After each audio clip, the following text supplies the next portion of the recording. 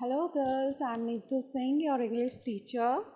Today I am here to teach you the very first poem, The Character of a Happy Life.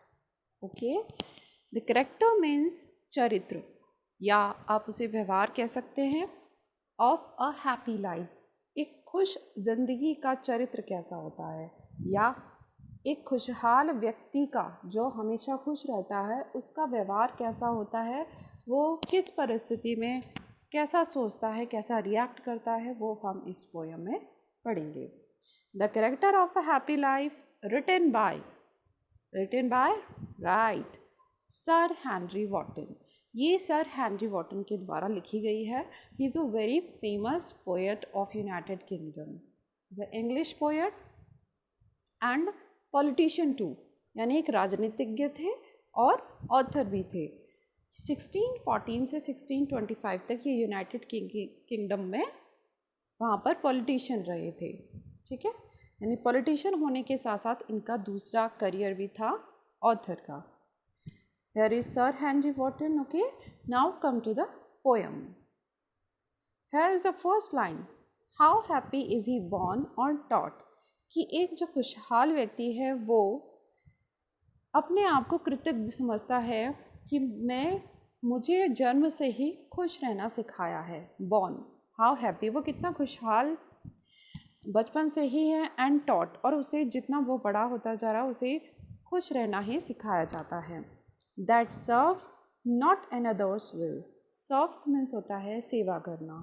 Another's means दूसरे की. Will मतलब इच्छा, यानी वो किसी दूसरे की इच्छा के अनुरूप अपना कार्य नहीं करता या दूसरे की इच्छाओं के अनुरूप उसकी सेवा नहीं करता. जो उसका मन करता है, जो उसे अच्छा लगता है, वह वही करता है. Whose armor is his honest thought. Whose मतलब जिसकी, आर्मर सुरक्षा कवच या शस्त्र, इज हिज उसके, ऑनेस्ट थॉट उसके ईमानदार सोच है, ईमानदार थिंकिंग है. ठीक है, यानी जो उसका शस्त्र है, जो उसका सुरक्षा कवच है, उसके आसपास उसका सच्चे विचार हैं. इट मीन्स आर्मर से आप यहाँ पर देखो, जो आर्मर वर्ड है, ये वाला वर्ड आर्मर एक सुरक्षा कवच है. ये जब एक सैनिक जाता है किसी युद्ध में तो अपने आप को आर्मर से पूरा कवर करके जाता है, जिससे दुश्मन की तरफ से आने वाले शस्त्रों को वो झेल सके या फिर उनसे अवॉइड कर सके उन्हें. ठीक है, देखो ये इसके आर्मर देखो इसे बोलते हैं. ये इसने हेड पर पहना हुआ है, ये इसने हाथ में लिया, ये इसके आर्मर है. यानी जब ये इस युद्ध में जाएगा तो इन्हें साथ लेकर जाएगा, जिससे इसे एकदम से क्षति ना पहुँचे, एकदम से नुकसान ना हो. It is the meaning of armor. Okay, whose armor is his honest thought. इसीलिए कहा गया है कि जो खुश रहने वाला व्यक्ति होता है, उसकी जो सच्ची सोच और सच्ची ईमानदारी होती है, सच्ची ईमानदारी वाली जो सोच होती है, वही उसका सुरक्षा कवच होती है. चाहे कोई भी कैसा भी व्यक्ति उसके पास आए, लेकिन जो उसकी सच्ची ईमानदारी होती है वो उसको प्रभावित नहीं होने देती, उसके चरित्र को. And simple truth is highest skill. और जो उसका साधारण सा सच है, यानी जो वो हमेशा सच बोलता है, इज हिज हाईएस्ट स्किल, उसका सर्वोत्तम कौशल है, यानी सबसे अच्छा गुण है उसका सच बोलना. Okay, now come to the next. Whose passions not his masters are. उसके पैशन होता है हमारा प्रबल इच्छाएं. प्रबल इच्छाएं हमारे मन की गलत भी हो सकती हैं, अच्छी भी हो सकती हैं, लेकिन जो प्रबल इच्छाएं होती हैं वो ज़्यादातर नेगेटिव होती हैं, यानी गलत ही होती हैं. Not his masters are. Master यानी मालिक, यानी कि जो उसकी प्रबल इच्छाएं होती है, चाहे वो अच्छी हो या बुरी हो, उसका मास्टर नहीं होती, यानी वो उनका गुलाम नहीं होता, वो अपनी इच्छा के अनुरूप कार्य करता है. कोई भी उसके मन की इच्छा उस पर हावी नहीं होती है. Whose soul is still prepared for death. Whose soul means आत्मा, still हमेशा, prepared तैयार रहती है for death, यानी उसकी आत्मा हमेशा मरने के लिए तैयार रहती है. अब ये मीनिंग तो इसका है नहीं कि उसकी आत्मा वो मरने के लिए तैयार रहता हो. इसका भावार्थ है कि वो मरने से नहीं डरता है, अपनी ज़िंदगी खुश होकर जीता है. ये उसके मन में डर नहीं रहता कि कभी मैं मर जाऊँगा या कुछ भी मुझे हो जाएगा. इसीलिए कहा गया है कि वो उसकी आत्मा हमेशा मरने के लिए तैयार रहती है। Untied unto the world with care of Princess Grace or vulgar breath. Tied means होता है बंधे होना, अनटाइड यानी बंधन से मुक्त रहना, यानी वो बंधनों से मुक्त रहता है। कौन कौन से? Unto the world with care, इस संसार की, अनटू द वर्ल्ड यानी इस संसार से बिल्कुल बंधन मुक्त रहता है, उसे सांसारिक चीज़ों से कोई मोह माया नहीं होती है। With care of princess grace, princess यानी राजकुमार या राजा होते हैं, उनकी शानो शौकत से भी वो प्रभावित नहीं होता है।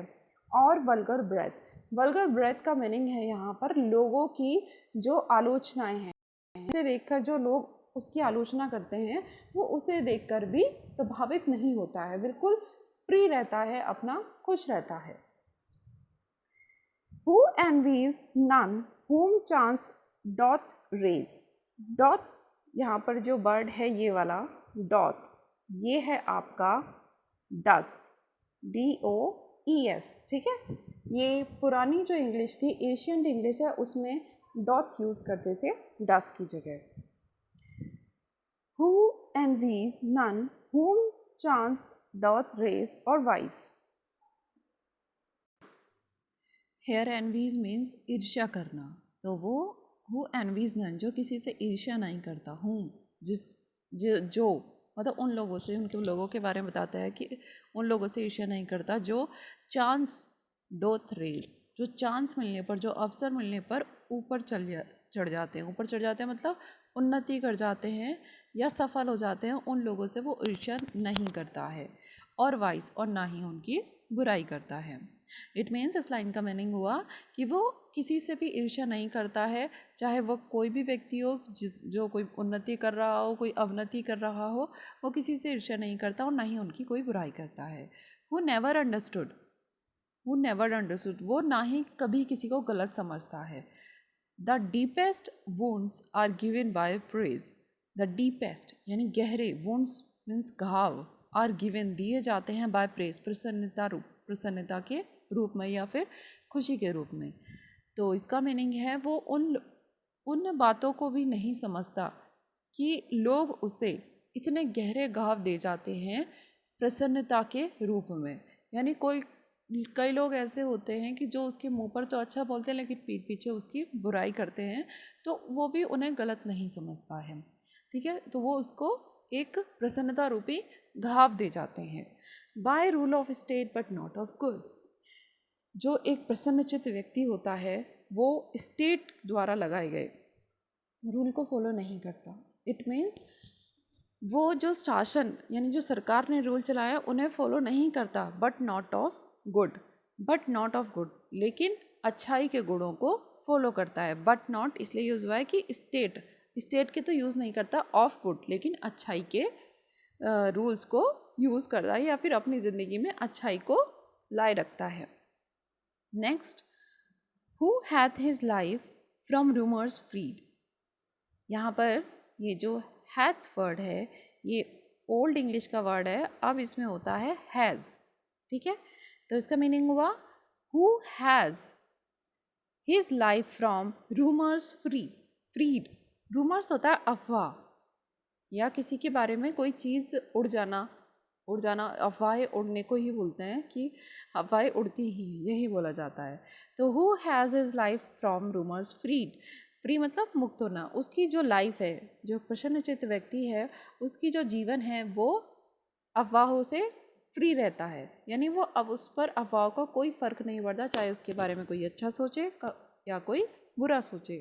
Whose conscience is his strong retreat, उसकी जो अंतरात्मा है, ठीक है, इज स्ट्रॉन्ग रिट्रीट होता है शरण स्थल, उसका मजबूत शरण स्थल है, यानी उसकी आत्मा ही उसका शरण स्थल है, वही उसको सब कुछ शांत कराती है, यानी उसकी आत्मा ही सभी चीज़ को अच्छा मानती है और जो चीज़ उसे नहीं करने देती वो उसकी आत्मा ही है, इसीलिए वो उसका सबसे मजबूत शरण स्थल है, वो वहीं रहता है। Whose state can neither flatterers feed, whose state जिसकी अवस्था को कैन नाइदर फ्लैटर्स होता है चापलूस, यानी किसी की चापलूसी करने वाले, फीड मीन्स है भोजन कराना, कि उसकी अवस्था को चापलूस भी भोजन नहीं करा सकते। इट मीन्स कि चापलूस भी उसकी जो अवस्था है खुश रहने की, उससे भोजन नहीं करा सकते का मीनिंग है यहाँ पर कि उसको प्रभावित नहीं कर सकते, यानी वो उनसे प्रलोभित नहीं होता है, वो उनके लालच में नहीं आता है चापलूस होके। Nor ruins make accusers great. यहाँ पर जो वर्ड है आपका ये एक्यूजर्स, ये होता है दमनकारी। एक्यूजर, एक्यूज माने होता है दमन करना, एक्यूजस दमन करने वाला। एक कहीं कहीं अलग अलग पोयम में अलग अलग वर्ड दे रखा है। ऑपरेसर भी एक वर्ड होता है, OPRESSORS, ठीक है। तो ऑपरेसर्स भी एक वर्ड होता है। Nor ruins make oppressors great, कहीं पोयम में ऑपरेसर लिखा हुआ है, कहीं टेक्स्ट में एक्यूजर्स लिखा हुआ है, ठीक है। दोनों ही वर्ड सही हैं, लेकिन आप ऑपरेसर को ऑप्ट करेंगे। Nor ruins make accusers great, ना ही उस व्यक्ति का जो विनाश है। अगर प्रसन्नचित्त व्यक्ति मर भी जाता है तो जो दमनकारी करते हैं उनके लिए कोई महान कार्य नहीं होता है, ठीक है। यानी उसकी मौत, अगर वो मर भी जाए, वैसे तो उससे उसके जीवन में उससे चिढ़ते हैं या कुछ भी ईर्ष्या करते हैं तो उसे फ़र्क नहीं पड़ता। और अगर वो मर भी जाए उनके लिए नहीं कहते, भले ही वो मर जाए, लेकिन दमनकारियों यानी उसके दबाने वाले को भी कोई महान फ़र्क नहीं पड़ता, यानी उनके लिए कोई फ़ायदा नहीं होता है उसके मरने का। Okay, come to the next. Who God doth late and early pray, यहाँ पर डॉथ आपको मैंने बताया था, यहाँ पर आएगा डज, ये वाला जो वर्ड है यहाँ पे आएगा does. Who God doth late and early pray, जो भगवान की, जो प्रसन्नचित्त व्यक्ति होता है वो भगवान की लेट एंड अर्ली यानी रात को और सुबह दोनों वक्त पूजा करता है या चिंतन करता है। किसके लिए करता है? मोर ऑफ हिज ग्रेस, उसकी कृपा पाने के लिए। ग्रेस मीन्स कृपा, वो उसकी भगवान की कृपा पाने के लिए उनकी पूजा करता है। दैन गुड्स टू सेंड, और इसके लिए नहीं करता है कि भगवान उसे अच्छे अच्छे गिफ्ट देंगे, ठीक है। तो सिर्फ भगवान की पूजा वो किस लिए करता है? उसकी कृपा पाने के लिए, कि भगवान की कृपा उस पर बनी रहे। And entertains the harmless day with a well chosen book of friend.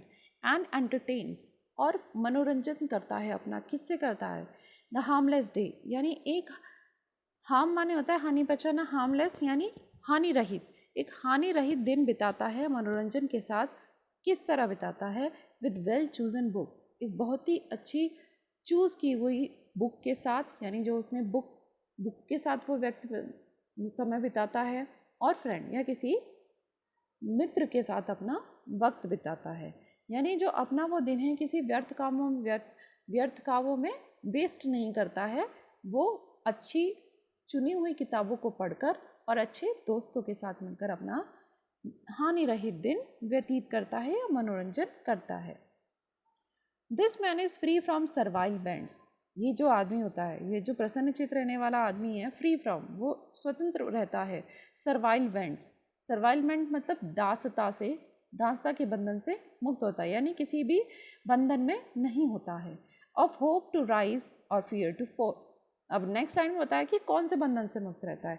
Of hope to rise, यानी होप मीन्स होता है राज, आशा, राइज मीन्स ऊपर उठना, यानी ऊपर उठने की आशा के बंधनों से मुक्त रहता है। और fear to fall, fear means डर, फॉल मतलब गिरना, और गिरने के जो डर है उसके बंधन से भी मुक्त रहता है। यानी उसे ये नहीं लगी रहती कि मुझे आगे जाना है, आगे जाना है, या फिर अगर मैं ये करूँगा तो मैं मर जाऊँगा, या फिर मैं गिर जाऊँगा, मुझे चोट लग जाएगी। तो इन वाले विचारों से वो बिल्कुल अलग रहता है, इन वाले बंधनों से मुक्त रहता है।